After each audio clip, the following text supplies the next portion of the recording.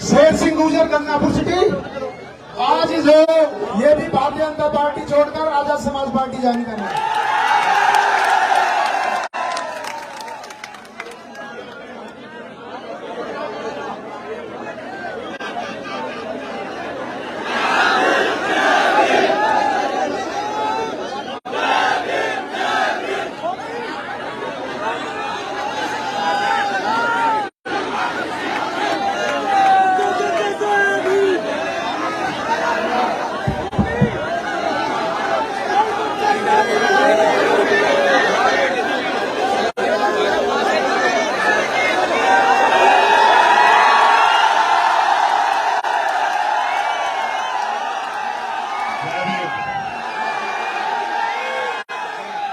आपकी मदद की जरूरत है, करोगे नहीं करोगे बताओ। जल्दी से शांत हो जाओ, आपसे बात हो जल्दी खत्म हो जाएगी। तो एक यात्रा जो है हम लोग संविधान बचाओ यात्रा निकाल पाएंगे। अंधेरा हो जाएगा तो खराब हो जाएगा, इसलिए शांत हो जाओ बिल्कुल। जो जहां खड़ा है जहां बैठा है किसी को मत कहो, अपने आप जिम्मेदार बनो और जहां जगह मिली है वहीं बैठ जाओ। मत कहो किसी और को कि तू बैठ जा भैया तू बैठ जा, जिसको जहां जगह मिली है स्वतः बैठ जाओ। यही तुम्हारा प्यार है आज का, तुम्हारी जो त्याग बलिदान और जो तुम सुबह से इंतजार कर रहे हो। बहुत बहुत धन्यवाद। दौसा की हमारी जिला कमेटी, हमारी प्रदेश की टीम, हमारी विधानसभा की टीम, चेतराम भाई, चलो यार, नरेश मेरवाल भाई, सुरेश जी, विकास भाई और जो यहाँ हमारे साथी हमारे नौजवान जो दौसा कॉलेज के अध्यक्ष हैं हमारे छोटे भाई मुकेश जी और तमाम वो साथी जो यहाँ काम कर रहे हैं, जिन्होंने इतनी मजबूती से प्रोग्राम को सफल करने के लिए मेहनत की। उनके साथ साथ मेरे साथ चल के आए सुरेंद्र भाई, अमरचंद हरसोलिया जी, भाई राष्ट्रीय core committee member Amit Kasana जी,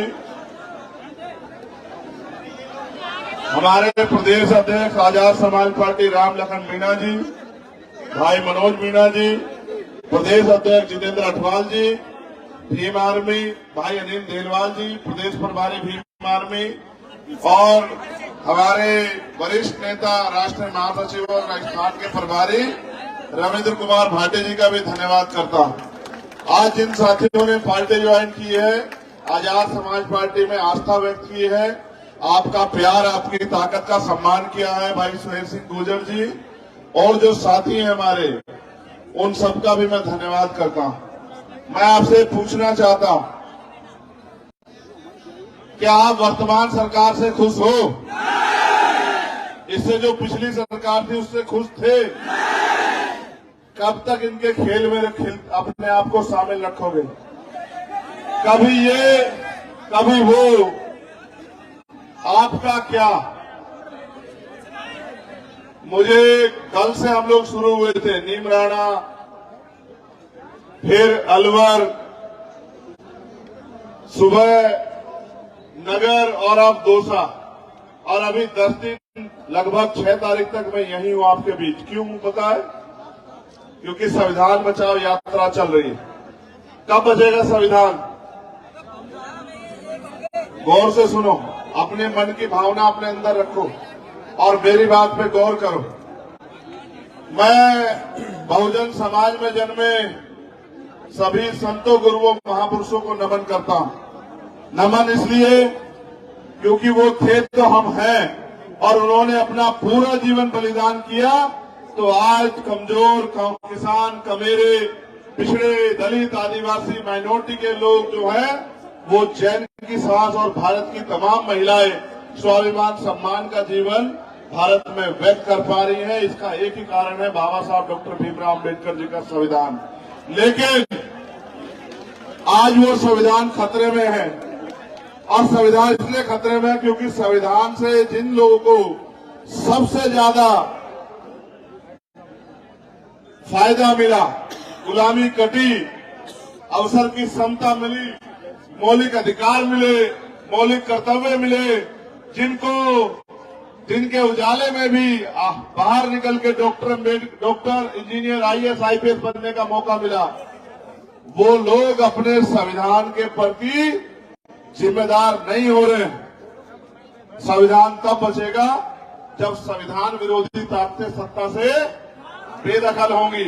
आप ये सोचो, संविधान विरोधी ताकतें सत्ता में बैठी रहे तो कैसे बचेगा संविधान? वो सत्ता में बैठ के तो संविधान को खत्म करना चाहती है। अगर हम उन्हें सत्ता से उतार फेंके और अपनी सत्ता बना लें तो संविधान भी बचेगा और हमारे हक अधिकार भी सुरक्षित रहेंगे। एक ही फॉर्मूला है जो मैं बार बार कह रहा हूं पूरे देश में कि वोट हमारा, राज तुम्हारा, नहीं चलेगा, नहीं चलेगा। वोट हमारा, राज हमारा, यही चलेगा, यही चलेगा।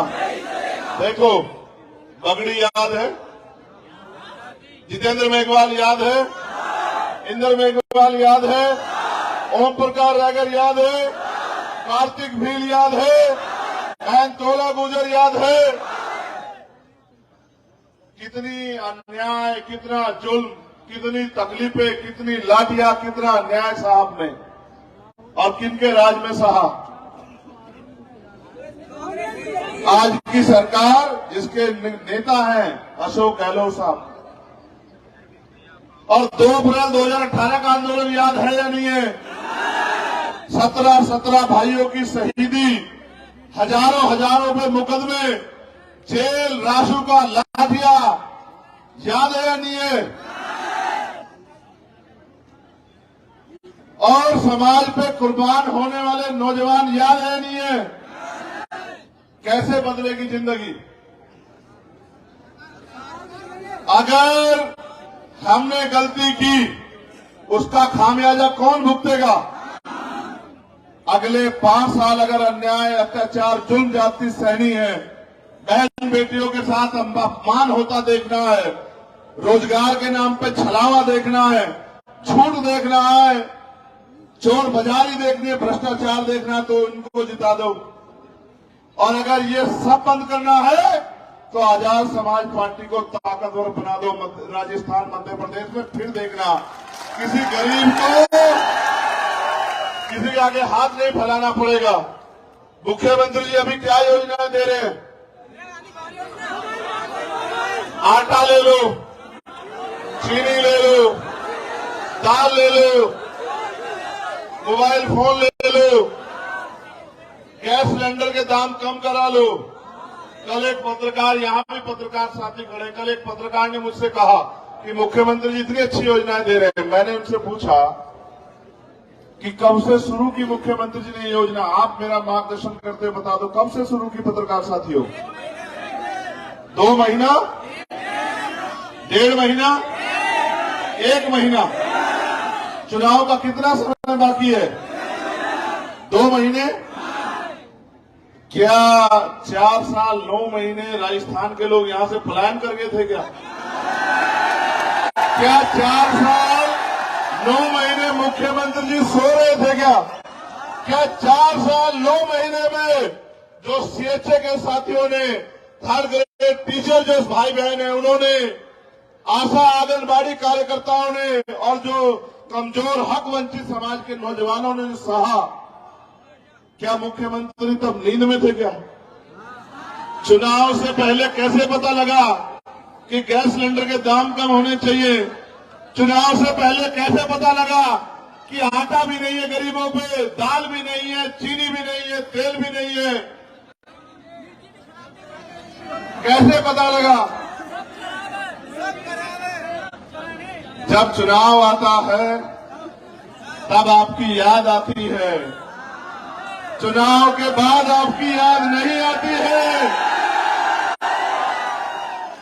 देखो मेरी बात पे गौर करो, ये राजस्थान है ना, और जगह तो कमरों में बैठ के पेपर लीक होते हैं, यहां बसों में बैठ के पेपर लीक होते हैं, बसों में। क्या कोई भी अपराध बिना सत्ता के संरक्षण के हो सकता है क्या? मगर याद रखो, अगर ये बुरे हैं तो इससे पहले वाले भी अच्छे नहीं हैं। आपके लिए अच्छा कौन है? आपके लिए अच्छा कौन है? आपके लिए आपको खुद की ताकत बनानी पड़ेगी मेरे लोगों, याद रखना मेरी बात को।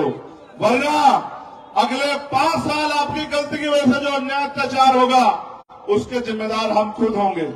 आज आपके पास ताकत है, हर कोई आपको अपना कहेगा, हर कोई आपकी बस्ती में आएगा, हर कोई आपके पैर पकड़ेगा, हर कोई आपको इज्जत देगा। लेकिन याद रखना वो इज्जत एक दिखावा है। जैसे चुनाव जाएगा ये रिश्ता भी चला जाएगा और फिर वही होगा जो पिछले 4 साल 9 महीने आपकी खाल उतरी, आपको अपमान सहना पड़ा, रोजगार मांगा तो लाठियां मिली।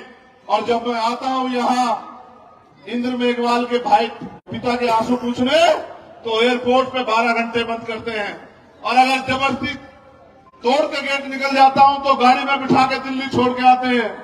और यहाँ के तनखैये नेता पूछते हैं कि चंद्रशेखर यहाँ क्यों आते हैं? चंद्रशेखर यहाँ इसलिए आते हैं कि तुम तनखैयों की हिम्मत नहीं कि अपनी सरकार से सवाल कर सको कि तुम्हारी सरकार के होते हमारे लोगों पर अन्याय अत्याचार हो रहा है, तुम लोग क्यों सोते रहते हो? मैं पूछना चाहता हूं, आपको रोजगार चाहिए नहीं चाहिए बताओ? आपको महंगाई खत्म करवानी नहीं करवानी बताओ? जो भूमि है उनको भूमि चाहिए नहीं चाहिए बताओ? कैसे मिलेगी? नहीं, ऐसे नहीं। जब कलम की ताकत आपके हाथ में आएगी तब मिलेगी। मुख्यमंत्री जी कितने पैसे दे रहे हैं आपकी जिंदगी संवारने के लिए? काउंट करो सारा पैसा जो दे रहे हैं वो सब्सिडी मिला के 1000 रुपए महीना दे रहे होंगे। सवाल 1000 रुपए का नहीं है मेरे लोगों, सवाल है राजस्थान के 3,40,000 करोड़ रुपए का। यहां का टैक्स है, यहां का बजट है 3,40,000 करोड़। मेरी निगाह उस बजट पे है कि उसका प्रयोग नौजवानों के भविष्य को बदलने के लिए होना चाहिए। उसका प्रयोग बहन बेटियों के सम्मान की रक्षा के लिए और उनके सशक्तिकरण के लिए होना चाहिए। उस धन का प्रयोग आपको तरक्की दिलाने के लिए, अच्छे स्कूल खोलने के लिए, अच्छे हॉस्पिटल खोलने के लिए होना चाहिए। और उसका प्रयोग आपको पढ़ने के लिए, विदेश भेजने के लिए होना चाहिए। आपको उद्योग धंधे मिले, लोन मिले, इसके लिए होना चाहिए। लेकिन मुख्यमंत्री जी कर देंगे क्या? कोई नहीं करेगा। 75 साल में किसी ने किया है क्या? सच पता नहीं है क्या आपको? अगर आप मेहनत मजदूरी ना करो आपके घर का चूल्हा नहीं जलेगा। समझते हो नहीं समझते हो? आप इतनी बड़ी संख्या में क्यों जुटे? क्योंकि आप और मेरा दर्द एक है। और आप में जानते हैं कि बाबा साहब अम्बेडकर ने हमें वोट का अधिकार बिकने के लिए नहीं दिया था। मेरे लोगों, वोट का अधिकार हमें गुलामी से मुक्ति के लिए मिला है। और अगर वाकई में आप गुलामी की बेड़ियां काटना चाहते हो तो तैयार हो जाओ, एक कदम मेरे साथ मिलकर आगे बढ़ाओ और 2 मौका इस बार आजाद समाज पार्टी को फिर देखो। कोई जालिम नहीं होगा यहां जो हमारी बहन बेटियों की तरफ पांव उठा ले, ना फिर कोई घोड़ी पे बैठने पे हत्या करेगा, ना जितेंद्र मेघवाल की तरफ मूछे रखने पे हत्या करेगा, ना मटकी छूने पे हत्या करेगा, ना बहन बेटियां शोषित रहेंगी। मैं आपसे यही कहना चाहता हूं, सरकार में बहुत शक्ति है। मरे हुए व्यक्ति को जिंदा करने की बजाय सारी शक्ति सरकार के पास है। और शक्ति प्राप्त करने का तरीका बाबा साहब अम्बेडकर ने वोट की ताकत से दिया है। अपनी सरकार बनाओ, अपने विधायक जिताओ और अपनी समस्या मुझे कागज में लिख के दे दो। 6 महीने में अगर आपके वारे नारे ना कर दिए फिर आप मुझे बताना। ये इस बात को जानते हैं। देखो, बहुत गंभीर बात बताऊंगा, माए बहनों को मैं समझता हूं। ये इस बात को जानते हैं कि अगर कोई गरीब का बेटा आएगा तो गरीबों की बात होगी। ये इस बात को जानते हैं। क्या मैं झूठ बोल रहा हूं तो बताना? कितने ऐसे लोग होंगे जिन्होंने ट्रेन में बिना टिकट सफर किया होगा अपनी परीक्षा देने जाने के लिए? कितने ऐसे लोग होंगे कि पेट में भूख होगी और सामने दुकान होगी, पकवान रखे होंगे, लेकिन जेब में पैसा नहीं होगा? कितनी ऐसी बहनें होंगी कि बहुत कुछ मन होगा लेकिन जेब में पैसे न होने की वजह से ऐसे ही दिल में सुकून करके वापस बाजार से लौटी होंगी? कितनी ऐसी बहनें होंगी जिनकी तमन्ना होंगी डॉक्टर इंजीनियर बनने की, लेकिन पिताजी की जेब में पैसे नहीं होंगे?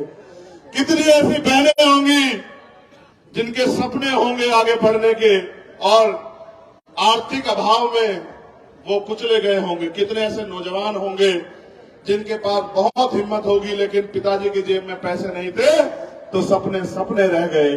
ऐसे कितने लोग होंगे राजस्थान में, आप सर्वे कराना, जिनके मकान आज भी कच्चे मिलेंगे?